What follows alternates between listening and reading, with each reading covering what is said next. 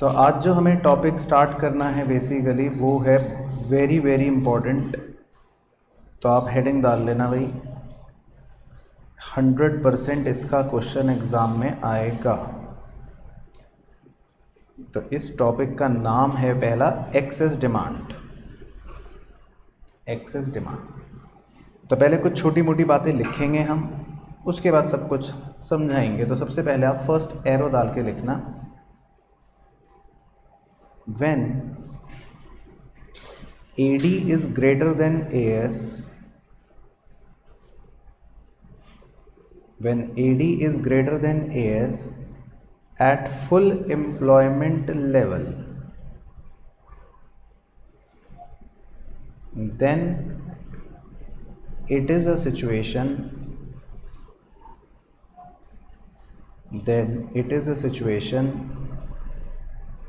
of excess demand.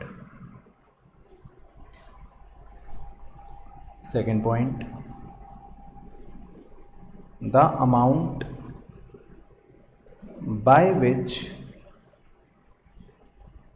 AD exceeds AD dash is known as inflationary gap। Bracket में लिख सकते हो, that is AB according to diagram, that is AB according to diagram. इसमें आप inflationary gap को highlight कर लो चाहें। और third point, when AD increases beyond its full employment level, then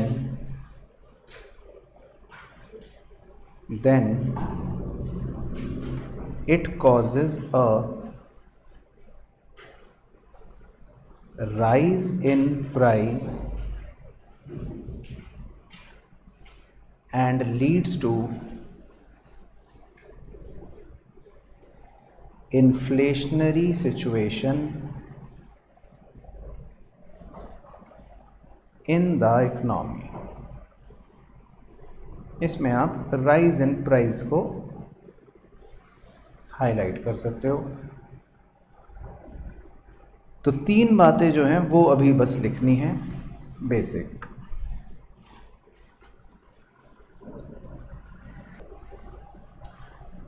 तो टॉपिक का नाम है एक्सेस डिमांड, ठीक है। तो एक्सेस डिमांड का मतलब है डिमांड ज़्यादा है, सप्लाई कम है एट फुल एम्प्लॉयमेंट लेवल। तो इसमें ये बहुत इंपॉर्टेंट है, इसको भी मैं हाईलाइट कर रहा हूँ कि फुल एम्प्लॉयमेंट लेवल पर डिमांड ज़्यादा है और सप्लाई कम है, तो इस सिचुएशन को एक्सेस डिमांड कहते हैं। बाकी की दो बातें अभी हम चित्र में आपको समझाएंगे कि इन्फ्लेशनरी गैप किसे कहा जा रहा है, और नीचे की जो बात लिखी हुई है कि दाम बढ़ जाते हैं वो भी आपको डायग्राम पर समझाएंगे। तो अब लेफ़्ट पेज पर आपको आना है मेरे साथ, उसमें हमें सुंदर चित्रकारी करनी है, बहुत ही बेहतरीन चित्रकारी, बड़ा सा चित्र बनाना है, क्योंकि लेफ़्ट पेज पर और कुछ नहीं आएगा, ठीक है। तो लेफ़्ट पेज को फुल यूटिलाइज करते हुए डायग्राम बनाने आए।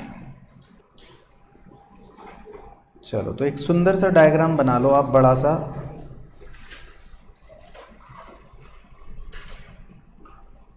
X axis, Y axis, Y axis पे लिखना है AD, AS, और एक्स एक्सिस पे लिखना है आउटपुट या इनकम, और एक लेवल मार्क करना है F। और अब आपसे प्रश्न ये कि OF का मतलब क्या, बताइए, सिखाया था तो किसे याद है भाई? OF मतलब कौन सा? तो मैडम कह रही हैं full equilibrium, full employment level. अच्छा, यही कह रही है, फुल एम्प्लॉयमेंट लेवल, ठीक है। तो OF मतलब फुल एम्प्लॉयमेंट लेवल, ही हमने पहले भी पढ़ा था। चलो, तो अब मैं एक चित्र बनाने जा रहा हूँ, आपको भी वो चित्र बनाना है। पहले बनाना है एएस का कर्व, और फिर कौन सा बनाओगे, एडी का कर्व। तो एडी का कर्व आप एक डॉटेड लाइन से बना लो, बस। तो पहले इतना बनाओ। तो एडी बन गया, एएस बन गया। एफ लेवल हमें बनाना पड़ता है क्योंकि हम फुल एम्प्लॉयमेंट लेवल की बात कर रहे हैं। और अब मैं आपको स्टेप बाय स्टेप उन लिखे हुए पॉइंट्स को कॉरस्पॉन्ड करके बताऊंगा। ठीक है, बना लिया इतना। चलो, तो अब आप सब बच्चे बड़े ध्यान से देखना। सबसे पहला पॉइंट क्या लिखा था, पढ़ो, मतलब आप वहाँ से पढ़ो, मुझे तो याद है ओरली। पहला पॉइंट लिखा था when AD is greater than AS at full employment level. ठीक है, बस कट, आगे नहीं। अब एक्सेस डिमांड किसे बोलते हैं, बड़े ध्यान से सुनना, वेरी सिंपल। आप थोड़ी देर के लिए इमेजिन करो कि आप फुल एम्प्लॉयमेंट लेवल पर खड़े हो, आप यहाँ खड़े हो, थोड़ी देर के लिए ऐसे सोच लो, ठीक है। और यहाँ से आप ऊपर देख रहे हो। तो जब आप यहाँ से खड़े होकर ऊपर देखना शुरू करोगे, तो आप ऊपर देख रहे हो, ऊपर देख रहे हो, ऊपर देख रहे हो, तो आपको सबसे पहले दिखाई देगा एग्रीगेट सप्लाई का कर्व, वो पहले पड़ जाएगा। फिर और ऊपर देखोगे, उसके भी और ऊपर देखोगे, तो आपको नज़र आ जाएगा एग्रीगेट डिमांड का कर्व। तो इसका मतलब कि फुल एम्प्लॉयमेंट लेवल पर खड़े होकर जब आपने ऊपर देखा, तो मैं ये बोल सकता हूँ कि एग्रीगेट डिमांड थोड़ा और ऊपर है और एग्रीगेट सप्लाई थोड़ा नीचे है, यानी कि डिमांड ज़्यादा है और सप्लाई कम है। तो बस इस सिचुएशन को एक्सेस डिमांड कहते हैं। समझ आ गया? तो जब फुल एम्प्लॉयमेंट लेवल पर डिमांड ज़्यादा हो और सप्लाई कम, तो इसे कहते हैं एक्सेस डिमांड।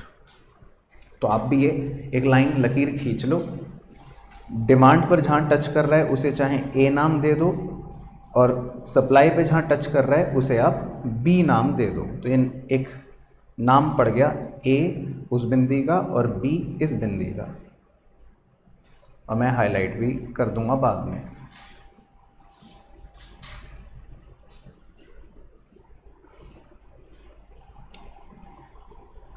ठीक है, तो पहले इतनी बात ओके हो गई।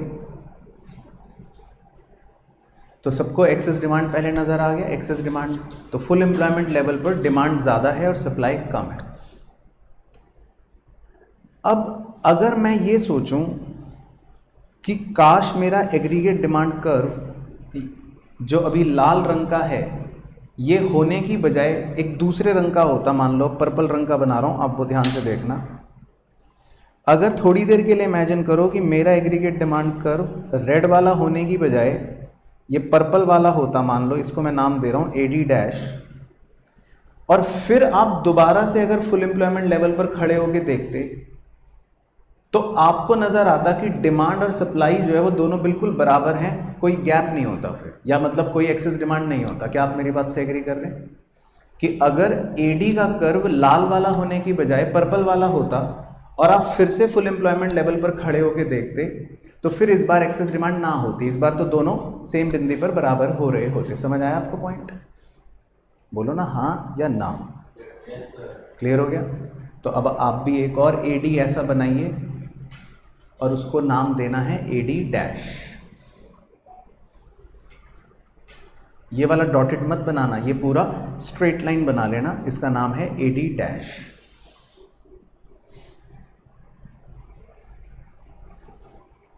तो एडी डैश को क्या कहते हैं ये आपको लिखना है, या तो नीचे लिख लो, आप डायग्राम के नीचे लिख लो, मैं साइड में लिख लेता हूं क्योंकि मुझे एक्सप्लेन करने के लिए चाहिए। एडी डैश को कहते हैं AD required to establish full employment equilibrium। आपको एग्जाम में ये एग्जैक्ट लिखना पड़ेगा, नहीं तो मार्क्स नहीं देगी teacher. AD required to establish full employment equilibrium, और इसमें भी अगर कीवर्ड की मैं बात करूं तो वो रिक्वायर्ड वर्ड है। AD required to establish full employment equilibrium। ठीक है, तो ये आपका कंप्लीट सुंदर डायग्राम है। अब आप इसमें कुछ भी चेंज मत करना, मैं इसमें तरह तरह का भी गंद मचाऊंगा, तो वो सिर्फ मेरे एक्सप्लेनेशन के लिए है। आपका डायग्राम कंप्लीट बिल्कुल नीट एंड क्लीन, पेन रख देना नीचे अब, ठीक है। चलो, तो अब मैं इसमें जो भी खिचड़ी पकाऊंगा वो बस आप सुनते रहना। तो अब देखो सारी कहानी क्या है। हम जब फुल एम्प्लॉयमेंट लेवल पर खड़े होकर ऊपर देखते हैं तो हमें नज़र आया ऊपर देखने पर कि अभी डिमांड ज़्यादा है और सप्लाई कम है, राइट। इसको बोलते हैं एक्सेस डिमांड। तो हम सपना देख रहे हैं, हम सोच रहे हैं कि काश, हे भगवान, काश हमारा एग्रीगेट डिमांड ये लाल वाला ना होता। मतलब हम ये सपना देख रहे हैं कि हमारा एग्रीगेट डिमांड लाल वाला ना होता। तो अगर एग्रीगेट डिमांड हम वो लाल वाला मान ले थोड़ी देर के लिए कि वो ना होता, और हम सपना देख रहे हैं और हम कह रहे हैं कि काश एग्रीगेट डिमांड ये पर्पल वाला होता, थोड़ी देर के लिए ऐसे ही सोच लो, तो फिर क्या एक्सेस डिमांड की प्रॉब्लम होती? नहीं होती, क्योंकि फिर तो फुल एम्प्लॉयमेंट से ऊपर देखने पर डिमांड भी वही होती, सप्लाई भी वही होती। तो हम इसीलिए पर्पल वाले डिमांड कर्व को कहते हैं कि it is the demand curve या it is the aggregate demand required to establish full employment equilibrium. मतलब ये डिमांड कर्व वो है जो हमें चाहिए, मतलब जिसकी हम इच्छा कर रहे हैं, जो हमें चाहिए, जो रिक्वायर्ड है। लेकिन एक्चुअल वाला डिमांड कर्व अभी कौन सा था? वो लाल रंग वाला, जिसकी वजह से गैप हो रहा है। तो ये ए और बी का जो मैंने हाईलाइट कर रखा है गैप, इस गैप को एक टर्मिनोलॉजी दी गई है, मतलब कि ये इन दोनों एग्रीगेट डिमांड कर्वों के बीच में जो गैप है ना, गैप ये वाला, इसे बोला जाता है, इस गैप को क्या? Inflationary gap. तो अब आप ये लिख लेना, इस गैप को बोला जाता है, ए और बी को, इन्फ्लेशनरी गैप। यानी कि इन्फ्लेशन होने के आसार हो चुके हैं इकोनॉमी में, या इन्फ्लेशन हो गया है, तो इस गैप को बोलते हैं इन्फ्लेशनरी गैप। बस, तो ये इस डायग्राम का मतलब बनाने का तरीका है। इसकी प्रैक्टिस मैं आपको भी करवाऊंगा, आप भी करना। तो इसको इस तरह से बनाना है आपको। चलो, तो अब हम वापस पॉइंट्स पे आ जाते हैं। तो देखो, पॉइंट्स में तीनों बातें वही दे रखी हैं, मैं बता देता हूँ। पहली बात तो आपको समझ ही आ गई, when AD greater than AS at full employment level then it is situation of excess demand. दूसरी बात पढ़ो अब, देखो, the amount by which AD exceeds AD dash, मतलब हमारा ऊपर कौन सा AD था? लाल रंग वाला। फिर नीचे की तरफ कौन सा AD था? पर्पल रंग वाला, AD डैश वाला। तो उन दोनों AD का जो गैप है इज नोन एज, लिखा है is known as inflationary gap. और हमने अपने डायग्राम पर उसको क्या पॉइंट से सिंबल दे रखा है? AB। तो इसीलिए ब्रैकेट में लिखा है AB अकॉर्डिंग टू डायग्राम।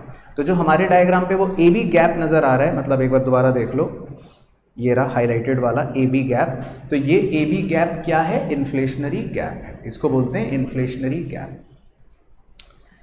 और थर्ड बात में यही लिखी है बात कि जब भी डिमांड ज़्यादा होगी, तो वैसे तो ये जग जाहिर बात है और आप बच्चे तो जानते ही हो, अर्थशास्त्री हो आप, तो अगर कभी भी इकोनॉमी में डिमांड ज़्यादा होगी तो उससे ऑब्वियसली चीज़ों के दाम क्या होने शुरू हो जाएंगे?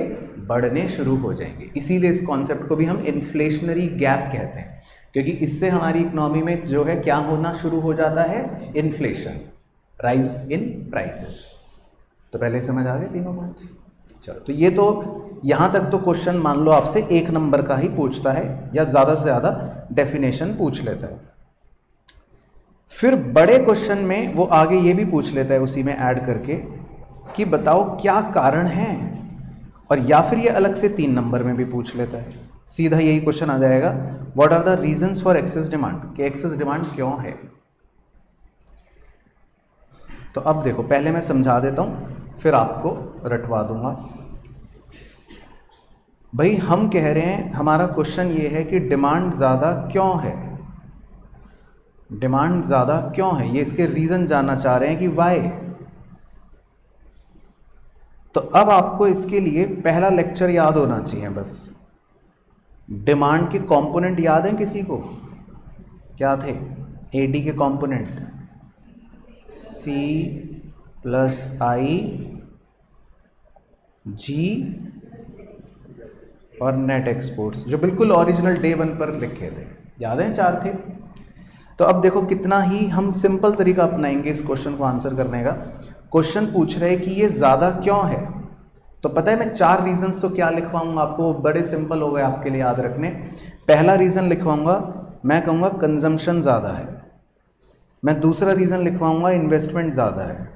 मैं तीसरा रीज़न लिखवाऊंगा कि गवर्नमेंट का एक्सपेंडिचर ज़्यादा है। मैं चौथा रीज़न लिखवाऊंगा कि नेट एक्सपोर्ट ज़्यादा है। तो ऑब्वियस सी बात है ना कि भाई किसी चीज़ के अंदर अगर 4 कंपोनेंट्स हैं और वो चारों अगर ज़्यादा होंगे तो फिर ऑटोमेटिकली वो पूरा कंपोनेंट तो बढ़ेगा ही या ज़्यादा ही होगा। तो आपको पहले 4 रीज़न तो इसी से ऑटोमेटिकली याद रखने, तो आपको रटना आसान हो जाएगा। तो 4 रीजंस क्या क्या लिखेंगे हम, बताओ अब अपने मुंह से बताओ क्या क्या 4 चीज़ें ज़्यादा लिखेंगे हम, क्या कारण है डिमांड बढ़ने का। नंबर 1, हाँ तो अब लिखते रहो साथ साथ। पहला रीज़न है इंक्रीज इन कंजम्पशन, लोग कंजम्पशन ज़्यादा कर रहे हैं, ब्रैकेट में लिख सकते हो due to rise in propensity to consume. मतलब आपको अगर 100 रुपये दूँ तो आप 80 रुपये खर्च कर दोगे, 90 रुपये खर्च कर दोगे, आपका कंजम्पशन बढ़ रहा है। तो ऑटोमेटिकली अगर कंजम्पशन बढ़ेगा तो दैट मीन्स डिमांड बढ़ेगी, क्योंकि कंजम्पशन एडी का कंपोनेंट है एक प्रकार का। दूसरा रीज़न बताओ क्या, इंक्रीज इन इन्वेस्टमेंट। लेकिन कौन सी इन्वेस्टमेंट, ऑटोनॉमस इन्वेस्टमेंट, क्योंकि हमने पढ़ा था एडी के अंदर कौन सी इन्वेस्टमेंट होती है, ऑटोनॉमस वाली। कीन्स ने तो यही कहा था ना कि भाई मेरी स्टडी में हम सिर्फ ऑटोनॉमस इन्वेस्टमेंट ही लेंगे। तो इंक्रीज इन ऑटोनॉमस इन्वेस्टमेंट। तीसरा रीज़न क्या, इंक्रीज इन गवर्नमेंट एक्सपेंडिचर, सरकार के खर्चे ज़्यादा हैं। चौथा reason increase in net exports. तो 4 रीज़न तो आप सीधा एडी के कंपोनेंट से ही चुरा सकते हो, तो आपको याद रखने में भी आसान हो जाएंगे और इसमें कोई दिक्कत भी नहीं होगी। ठीक है, पहले इतना ओके हो गया। तो एडी क्यों ज़्यादा है इसके रीज़न क्लियर हो गए सब बच्चों को। उसके बाद एक रीज़न और लिखेंगे अब अलग से।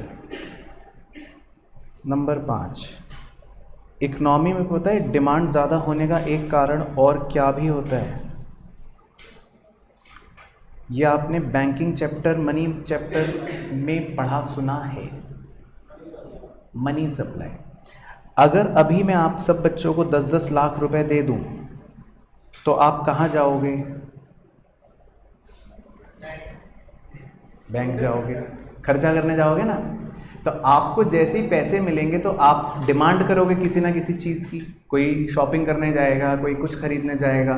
तो जब भी लोगों के पास मनी सप्लाई इंक्रीज होता है तो उससे इकोनॉमी में डिमांड बढ़ जाती है। तो ये आपका 5वां रीज़न हो गया, इंक्रीज इन मनी सप्लाई।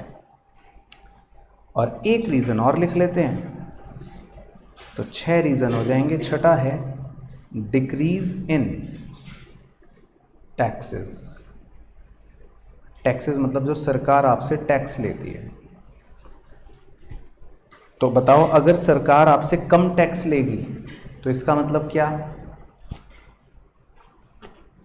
कि आपके पास ज़्यादा पैसे खर्चा करने के लिए बचेंगे। तो फॉर एग्जांपल एक बच्चे को मैंने 100 रुपये दिए, दूसरे बच्चे को भी 100 रुपये दिए, लेकिन गवर्नमेंट ने इससे 10 रुपये का टैक्स लिया, लेकिन उस बच्चे से गवर्नमेंट ने 30 रुपये का टैक्स लिया। तो पहले बच्चे के पास कितने रुपए बचे, 90, और दूसरे बच्चे के पास कितने रुपए बचे, 70।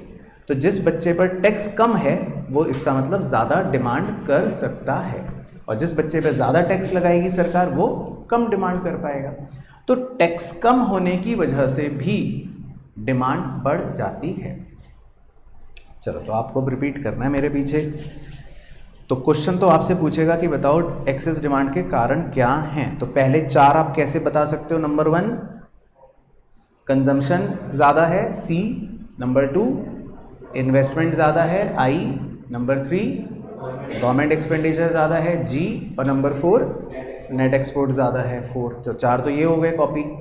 फिर नंबर 5 मनी सप्लाई क्या है, ज़्यादा है, तो उससे भी डिमांड बढ़ेगी। और गवर्नमेंट ने टैक्स क्या कर दिए हैं, कम कर दिए हैं, तो उससे भी डिमांड बढ़ेगी। तो 6 रीजंस हैं जिनकी वजह से डिमांड ज़्यादा हो जाती है। फिर इसी में क्वेश्चन पूछ सकता है कि बताओ इससे क्या प्रभाव पड़ेगा, इसके इफेक्ट बताओ। अगर डिमांड ज़्यादा भी है या इन्फ्लेशनरी गैप भी है तो हमारी सेहत पे क्या फ़र्क पड़ रहा है सर, हमें क्या लेना देना। तो ये भी अपने आप में क्वेश्चन बन सकता है, और नहीं तो फिर बड़े क्वेश्चन में 6 नंबर में तो पूरा कंप्लीट पूछ सकता है। तो प्राइजेस बढ़ने के लिखो जी क्या प्रभाव पड़ते हैं, या इन्फ्लेशनरी गैप होने के क्या प्रभाव पड़ते हैं। तो नंबर 1 लिखना है, it causes continuous rise in prices of goods.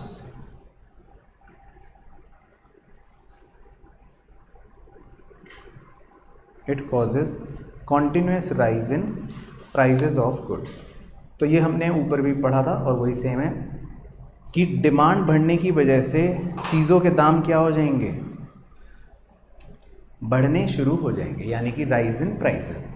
तो जब भी देश में डिमांड ज़्यादा होगी या जब भी इन्फ्लेशनरी गैप होगा तो हमारे गुड्स के प्राइसेस क्या होने शुरू हो जाएंगे, बढ़ने शुरू हो जाएंगे।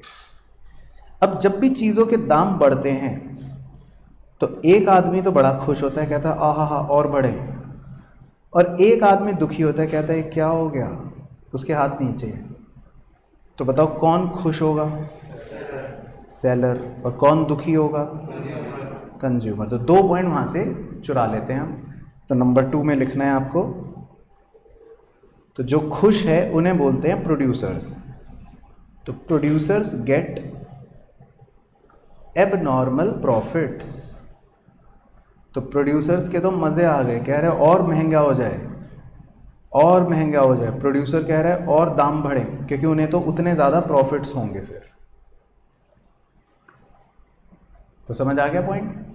और दुखी कौन होगा, कंज्यूमर।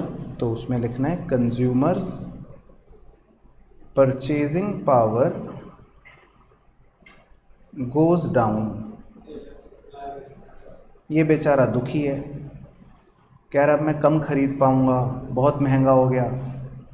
आप मोमोज खरीदने गए, वो कह रहा है 5,000 रुपये, तो आप दुखी हो। तो इसका मतलब कंज्यूमर की परचेजिंग पावर कम हो गई। तो समझ आ रहे हैं पॉइंट। तो ये महंगाई बढ़ने के यानी कि इन्फ्लेशन होने के इफेक्ट्स हैं, इफेक्ट्स है, प्रभाव है। तुम अच्छा जी, तो अब अपने मुंह से बताइए पहले 3 प्रभाव क्या पड़ेंगे एक्सेस डिमांड के। नंबर 1 राइज इन प्राइजेस, आपके प्राइजेस बढ़ जाएंगे, और उसी से आप 2 पॉइंट अपने आप निकाल सकते हो कि फ़ायदा किसको होगा, प्रोड्यूसर को, और कौन दुखी होगा, कंज्यूमर को। और एक और इफेक्ट लिख लेते हैं, चौथा, इसे बोलते हैं वेज प्राइस स्पाइरल। ये कभी कभी अपने आप में भी 1 नंबर में पूछ सकता है कि ये क्या है। तो वेज प्राइस स्पाइरल पहले मैं समझा देता हूँ, फिर इसकी इंग्लिश लिखवा दूंगा 1 लाइन की।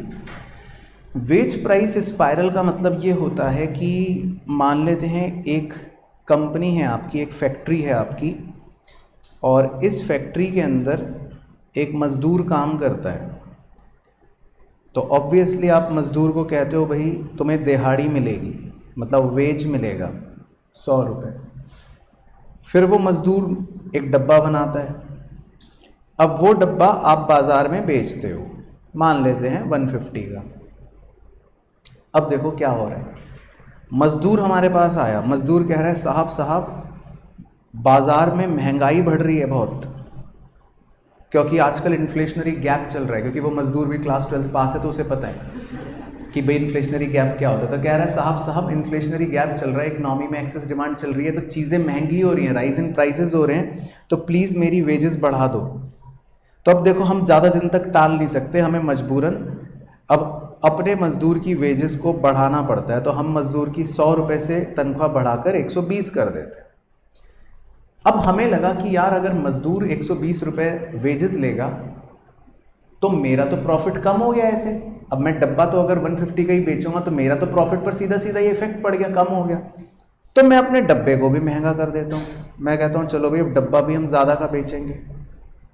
अब मैंने डब्बा जब ज़्यादा का बेचना शुरू करा तो कुछ दिन बाद मजदूर फिर आ गया, कह रहा साहब महंगाई बढ़ गई। कह रहा डब्बा जो पहले 150 का आता था मैं खरीदने गया बाजार में, वो तो 170 का मिल रहा है, मतलब हर चीज़ महंगी होनी शुरू दोबारा हो गई। तो मजदूर कह रहे मेरी वेजेस फिर बढ़ाओ। तो आपको वेजेस मान लेते हैं फिर बढ़ानी पड़ेगी, ज़्यादा दिन तक तो आप नहीं बैठ सकते, तो आपने वेजेस 150 कर दी।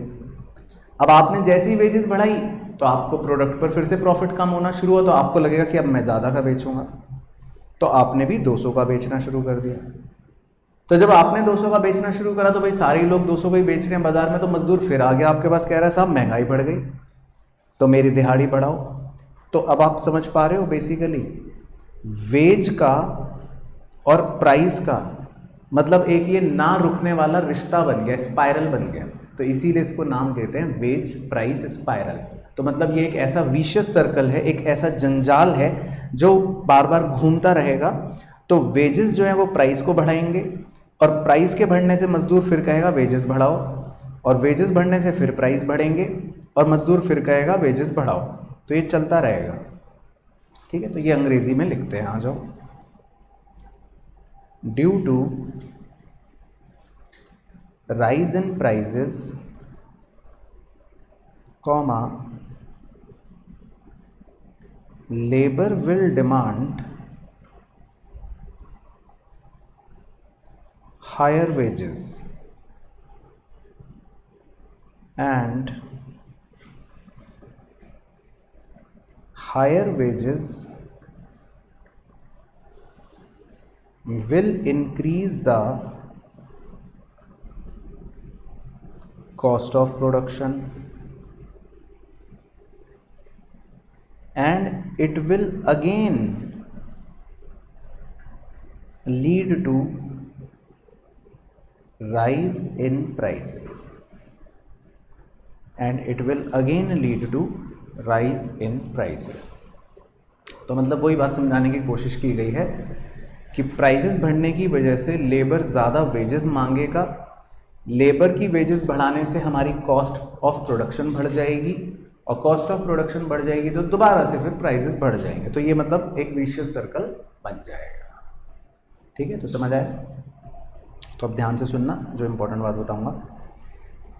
ये पूरा पन्ना जो आपने पेज नंबर 55 लिख लिया, इसे या तो रट के जाना या इसकी 25% पे ज़ेरॉक्स कॉपी करवा के फर्रा ले जाना। दोनों में से आपके पास मतलब दोनों ऑप्शंस अवेलेबल हैं, क्योंकि इस पर पूरा एक 6 नंबर का क्वेश्चन आता है फुल फ्लेज्ड। तो फुल फ्लेज्ड क्वेश्चन में आपको ये लिखना है मीनिंग के बाद उसका पूरा डायग्राम बनाना है, डायग्राम के बाद आपको फिर नीचे रीज़न खुद बताने हैं, वो कहेगा या नहीं कहेगा उससे मैटर नहीं करता। अगर 6 नंबर का टॉपिक है तो आपको बताने हैं, और रीज़न के बाद आपको उसके प्रभाव बताने हैं, अगर 6 नंबर का है तो बताने हैं। हाँ, छोटे क्वेश्चन आएंगे तो वो 3 नंबर में पूछ सकता है की इफेक्ट बताओ, तो आप अपने ये 4 पॉइंट लिख सकते हो। 3 नंबर में वो पूछ सकता है कि बताओ रीज़न बताओ, तो आप ये वाले पॉइंट्स लिख सकते हो। 1 या 3 नंबर में कभी कभी खाली ये पूछ लेता है कि इन्फ्लेशनरी गैप क्या है, तो फिर आप मतलब ये अंग्रेजी लिख सकते हो और डायग्राम बना सकते हो, या कभी कभी खाली पूछ लेगा कि एक्सेस डिमांड क्या है, तो खाली ये पॉइंट्स और डायग्राम बना सकते हो अगर 3 नंबर का क्वेश्चन आएगा तो समझ आ गया। मतलब कुल मिलाकर ये पेज आपको 6 नंबर दिलवाएगा, ठीक है। तो आशी ने तो सोच लिया कि मैं ज़ेरॉक्स करवा रही हूँ। चलो अब इसी का जुड़वा भाई अगले पेज पर, इसका नाम है जी डेफिशिएंट डिमांड। हाँ, इसका उल्टा। तो अब आपको बड़ा मज़ा आएगा। मतलब ये भी सेम कहानी, मतलब सेम कहानी का मतलब है सेम वही 6 नंबर की बात, लेकिन हो सकता है दूसरा टॉपिक यानी कि डेफिशिएंट डिमांड के रूप में आ जाए। चलो तो पहले कुछ बातें लिखते हैं, फिर इसके बारे में भी करेंगे। इसमें लिखो when AD is less than AS at full employment level. When AD is less than AS at full employment level, comma, then it is a situation of, इसे बोलते हैं डेफिशिएंट डिमांड। स्पेलिंग एग्जाम में सही लिखना, कुछ बच्चे deficit लिख लेते हैं, ये डेफिसिट डिमांड नहीं है, डेफिशिएंट डिमांड है। तो when AD is less than AS at full employment level, then it is a situation of deficient demand. अगला point, when AD falls below its full employment level, when AD falls below its full employment level, then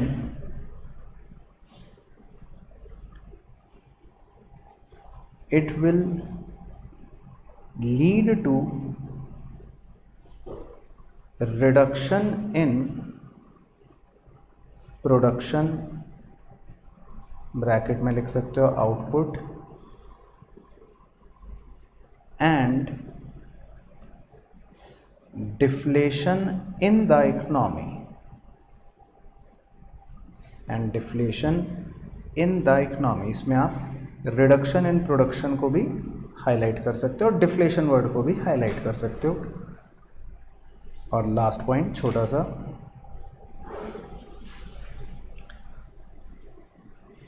when AD dash exceeds AD, bracket में लिखना AB in the diagram, bracket close, then it is known as deflationary gap, then it is known as deflationary gap। और full stop के बाद एक line लिखना, here output comma income comma employment and prices fall। Here output comma income comma employment and prices fall. तो यहाँ पे सारी चीज़ें कम हो रही होती हैं। एक तरह से पुराने टॉपिक का उल्टा ही है वैसे तो, और इसे बोलते हैं हम डिफ्लेशन या डिफ्लेशनरी गैप, और परिभाषा के हिसाब से इस सिचुएशन को कहते हैं डेफिशिएंट डिमांड। तो इस बार उल्टा होता है, तो वैसे तो आप समझ ही गए होंगे लिखते लिखते ही थोड़ा थोड़ा, मतलब इस बार सब कुछ उल्टा हो रहा है। इस बार फुल एम्प्लॉयमेंट लेवल पर डिमांड कम है और सप्लाई ज़्यादा है। तो डिमांड कम होने का मतलब है कि लोग खरीदना नहीं चाह रहे। तो अगर लोग खरीदना नहीं चाह रहे तो प्रोड्यूसर क्या सोचेगा कि अपना प्रोडक्शन कम कर दो। तो धीरे धीरे प्रोडक्शन में कटौती आती है, फिर प्रोड्यूसर नौकरियों से निकालना शुरू कर देता है लोगों को। भाई मान लो मुझे मेरी दुकान पे ग्राहक नहीं आ रहा, तो मैं आप सब मजदूरों को रखूँगा क्या अपनी दुकान पे? नहीं, फिर आपको नौकरियों से निकालना ही तो शुरू करूँगा ना। तो इसीलिए एम्प्लॉयमेंट भी कम हो जाता है, आउटपुट भी कम हो जाता है, और डिमांड कम होने की वजह से प्राइसेस भी कम हो जाते हैं। तो मतलब ये पुराने टॉपिक का एक प्रकार से उल्टा हो गया, इसको बोलते हैं डिफ्लेशन। तब इसका सुंदर चित्र बनाते हैं लेफ्ट पेज पर, आ जाओ। तो सबसे पहले देखो स्टेप्स कैसे मैं बनाता हूँ, वैसे ही आप भी बनाना।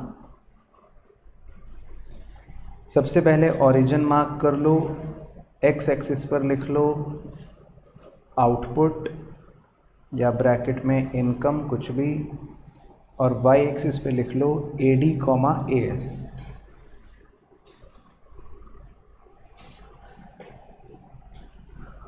फिर उसके बाद एक मार्क कर लो OF। तो OF लेवल का मतलब फुल एम्प्लॉयमेंट लेवल।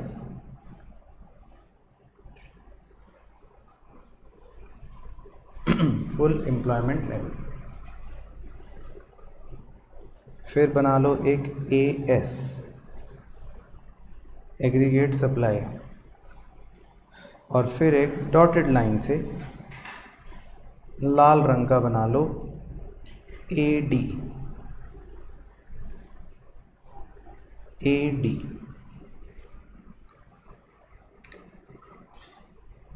चलो तो अब करें शुरू खेल। तो आप एग्ज़ाम में हमेशा सबसे पहले इतना बनाना ताकि गड़बड़ गलत ना हो। तो पहले AS बनाना, फिर डॉटेड लाइन से एक AD बना लेना, मतलब एग्रीगेट डिमांड। अब आपको फुल एम्प्लॉयमेंट पर खड़ा होना है। आप सोच लो थोड़ी देर के लिए, आप फुल एम्प्लॉयमेंट लेवल यहाँ पे खड़े हो, तो बताओ इसी तरह यहाँ से खड़े हो कि कहाँ देखना है, ऊपर देखना है। तो उसकी चोंच खुल गई। तो ऊपर देखेंगे, ऊपर देखेंगे, ऊपर देखेंगे। तो जब आप ऊपर देखोगे तो पहले कौन नज़र आ गया? AD। फिर और ऊपर देखेंगे, और ऊपर देखेंगे, और ऊपर देखेंगे, तो कौन नज़र आ गया? AS। तो यानी इस बार फुल एम्प्लॉयमेंट लेवल पर अगर आप देखो तो कौन बड़ा है या कौन छोटा है? AS ग्रेटर है और AD छोटा है। AD is less than AS है। तो इसीलिए इस सिचुएशन को बोलते हैं डेफिशिएंट डिमांड, मतलब डिमांड कम है। तो समझ आ गया ना दोनों में डिफरेंस। तो भाई देख लो, फुल एम्प्लॉयमेंट लेवल पर डिमांड कम है। और एक बार पुराना वाला भी दिखा देता हूँ ताकि आपको कंपैरिजन हो जाए। पुराने वाले में देखो फुल एम्प्लॉयमेंट लेवल पर डिमांड ज़्यादा थी, लाल रंग वाला कर्व ऊपर था। तो इस बार बस आपको उसी डायग्राम को थोड़ा उल्टे वे में बनाना है ताकि इस बार फुल एम्प्लॉयमेंट लेवल पर डिमांड नीचे रहे, मतलब कम हो, और सप्लाई ऊपर रहे। तो यहाँ तक पहले सब बच्चे बिल्कुल कंफर्टेबल हैं? डायग्राम सबको क्लियर? अच्छा, अब मैं सपना देख रहा हूँ कि हे भगवान, काश ऐसा एग्रीगेट डिमांड बन जाए जिससे ये सिचुएशन क्रिएट ही ना हो। तो फिर मेरा एग्रीगेट डिमांड कर्व पर्पल रंग वाला कैसा होना चाहिए बताओ? अगर मेरा एग्रीगेट डिमांड कर्व मान लो ये होता पर्पल रंग वाला AD', और फिर आप फुल एम्प्लॉयमेंट लेवल से देख रहे होते खड़े खड़े, तो क्या कोई डेफिशिएंट डिमांड वाली सिचुएशन होती? नहीं होती। फिर तो आपका डिमांड और सप्लाई बिल्कुल बराबर है सेम बिंदी पर, तो फिर तो वो एक्सेस डिमांड या डेफिशिएंट डिमांड सिचुएशन नहीं होती। भाई बात समझ आ रही है सबको? तो अब आपसे पूछ लेते हैं, आप पीछे से देख के बता सकते हो, इस AD' को क्या बोलते हैं? AD required to establish full employment equilibrium। हाँ, यानी कि ये आप चाहते हो कि काश मेरा एग्रीगेट डिमांड ऐसा होता, ये आप चाह रहे हो, ये रिक्वायर्ड एग्रीगेट डिमांड है वैसे एक्चुअल में लाल रंग वाला, लेकिन पर्पल रंग वाला आप चाह रहे हो। आप चाह रहे हो काश ऐसा होता तो मेरी सिचुएशन ठीक रहती, लेकिन वो है नहीं। तो अब यहाँ पर भी देखो, एग्रीगेट डिमांड एक डैश वाला है और एक लाल रंग वाला है। तो इन दोनों के गैप को, मतलब यहाँ पर अगर हम AB मार्क कर रहे हैं, तो इन दोनों के इस गैप को क्या बोलते हैं? Deflationary gap. बस इस गैप को बोला जाता है डिफ्लेशनरी गैप, राइट। तो ये आप लिख सकते हो। बस, तो हमने एग्जैक्ट जो 3 पॉइंट्स लिखे वो यही बातें कह रहे हैं। तो इस गैप को, AB वाले पॉइंट्स के गैप को, या दोनों एग्रीगेट डिमांड वाले गैप को कहते हैं डिफ्लेशनरी गैप। चलो, तो एक बार अपने अपने पड़ोसियों का डायग्राम अवश्य देख के चेक कर लो कि कहीं उसका गलत तो नहीं है। तो मुझसे चेक कर लो। कर लिया चेक? तो भाई सबको समझ आया डायग्राम? किसी को इसमें कोई भी दिक्कत, डाउट, परेशानी यहाँ तक तो नहीं है? समझ आ गई कहानी? चलो, अब आ जाओ मेन नोट्स पर वापस। चलो, तो अब तो आप अपनी सीट से बैठे बैठे ही खुशी का आभास करना शुरू करेंगे, क्योंकि बड़ी मज़ेदार बातें हैं। तो अपने पड़ोसी को पकड़ लेना, कहीं गिर ना जाए वो नीचे। तो अब जो है रीज़न बताना है आपको, रीजंस फॉर डेफिशिएंट डिमांड। मतलब इस बार क्वेश्चन ये है कि हम कह रहे हैं डिमांड कम है, क्यों कम है डिमांड, ये है क्वेश्चन। तो पहले 4 रीज़न आप बताओगे, बताओ पहला रीज़न क्या लिख सकते हैं हम? वेरी गुड, लिखते भी रहो साथ साथ, डिक्रीज इन कंजम्पशन। और ब्रैकेट में बताओ क्यों, ड्यू टू, हाँ, due to fall in propensity to consume. अब आप खर्च नहीं करना चाहते, आपका खर्चा करने की इच्छा कम हो गई है, तो आपका खर्चा कम हो गया, कंजम्पशन कम हो गई है, तो इसीलिए एडीबी कम हो गया है। दूसरा reason, decrease in autonomous investment. Very good, autonomous investment decrease हो गई है, तो सी हो गया, आई हो गया। Number 3, decrease in government expenditure, सरकार का खर्चा कम हो गया, यानी कि जीवी हो गया। Number 4, decrease in net exports, net exports भी कम हो गए। तो 4 बातें अब आपको रटनी तो नहीं पड़ी भाई, सब बच्चों को समझ आ गए, बिना रटे काम इजी वाला तरीका। तो 4 रीजंस तो ये हैं डिमांड कम होने के। फिर 5वां रीज़न भी आप बताओ। हाँ, तो इस बार बन जाएगा डिक्रीज इन मनी सप्लाई। लोगों के पास पैसे कम हैं, अगर अभी मैं आपके पैसे छीन लूँ तो फिर आप कुछ खरीद पाओगे? नहीं खरीद पाओगे, तो आप डिमांड कम करोगे। तो लोगों का मनी सप्लाई कम होने से डिमांड कम हो जाएगा। और फिर छठा भी बता दो, last. Very good, increase in taxes. तो अगर सरकार टैक्स ज़्यादा कर देगी तो फिर आप कम खर्च कर पाओगे, आपकी डिमांड कम हो जाएगी, तो ये भी एक कारण हो जाता है। तो सिंपल। चलो बस इसी तरह लास्ट ये वाला पॉइंट भी है, इफेक्ट्स ऑफ डेफिशिएंट डिमांड या डिफ्लेशनरी गैप, कि डिफ्लेशनरी गैप होने से या डेफिशिएंट डिमांड होने से क्या प्रभाव पड़ेगा। तो बताओ पहला प्रभाव,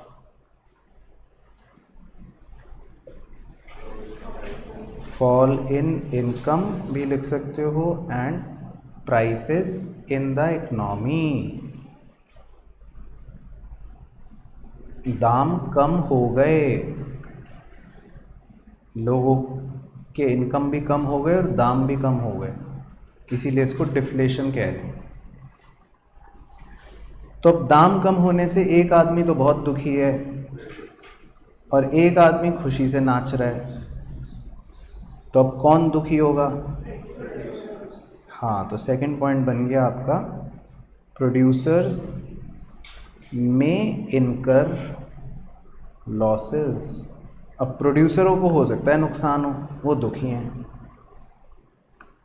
प्रोड्यूसर्स में इनकर लॉसेस।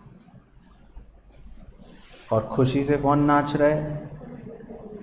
आप नाच रहे हो, तो आपके लिए लिखते हैं भाई, consumers purchasing power will increase. आपको पता लग गया पिज़्ज़ा 2 रुपये में मिल रहा है, तो आप खुशी से नाचोगे। Consumers purchasing power will increase. और चौथा,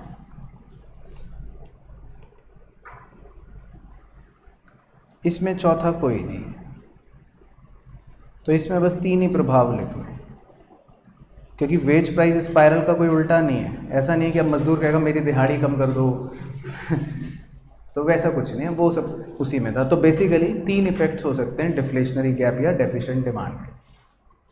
तो समझ आ गई स्टोरी? चलो, तो बस यही करना था आज हमें टोटल दोनों टॉपिक, तो बस आप इनको अच्छे से रिवाइज कर लेना। डन।